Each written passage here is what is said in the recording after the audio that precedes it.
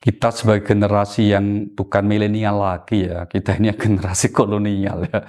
Jadi kalau kemudian perkembangan anak-anak sekarang itu kadang-kadang ya kita jadi mengerutkan dahi itu, apalagi ini kira-kira itu. Ini sekarang lagi marak nih dalam kehidupan interaksi sosial kita apa yang disebut sebagai situationship. Oh, mesti kalian yang nonton ini banyak nggak paham toh? Ya sama juga nggak paham ada mulanya gitu ya. Situationship itu kira-kira adalah sebuah pola hubungan bisa laki dengan laki, perempuan dengan perempuan, atau laki perempuan yang tidak ada ikatan apapun. Kira-kira gampangnya gitu loh. Bahkan tidak bisa diberi judul itu. Nggak mau judul persahabatan, kok gitu, gitu. Mau disebut pertemanan, kok lebih dari teman. Tapi mau disebut ikatan pernikahan, kok nggak ada ijab kabulnya. Kan aneh toh. Dalam agama kita bagaimana? Atau dalam norma masyarakat aja lah. Belum pakai norma agama dulu ya. Masa itu ya tentu sesuatu yang mungkin harus hati-hati kita menyikapinya begitu. Maksudnya apa? Maksudnya begini, kalau dalam agama itu kan pesan innamal a'malu binniyat. Segala perbuatan kita tergantung niat kita. Niat kita mau apa ini? Menjalin hubungan itu. Oh, niat kita mau PDKT. PDKT tahu kan? Ya, pendekatan gitu ya. Untuk apa? Nantinya supaya menikah.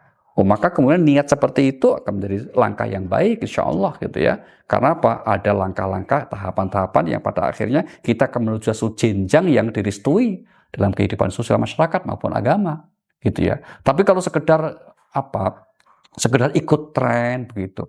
Apalagi terus kalau kemudian itu menjurus hal-hal yang melanggar norma, tentu harus dihindari.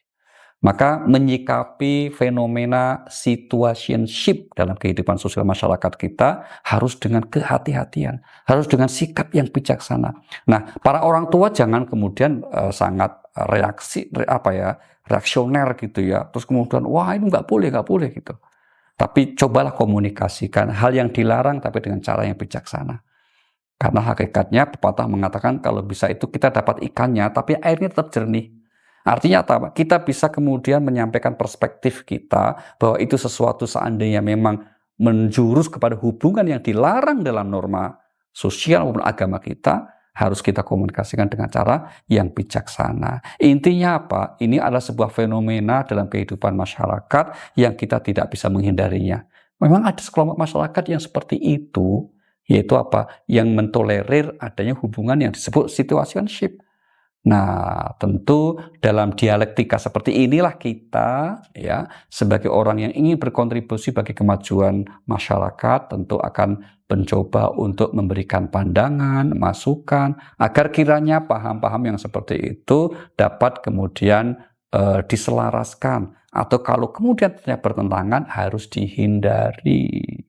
Apalagi kalau menjurusnya sampai kemudian kumpul kumpul ya kita sebut sebagai kumpul kebo ya kira-kira gitu. Tentu itu sesuatu yang harus dihindari karena apa? Itu sesuatu yang bertentangan dengan norma-norma sosial, norma hukum, apalagi norma agama. Karena norma-norma yang telah kita sepakati itu tujuannya tentu untuk kemaslahatan, untuk kemajuan, tidak untuk membatasi. Ya, tapi tujuannya meskipun faktanya membatasi, tapi punya tujuan mulia, yaitu agar kiranya kehidupan sosial masyarakat tertib, sehingga meraih kebaikan bersama, tidak ada yang harus dirugikan atau terzolimi.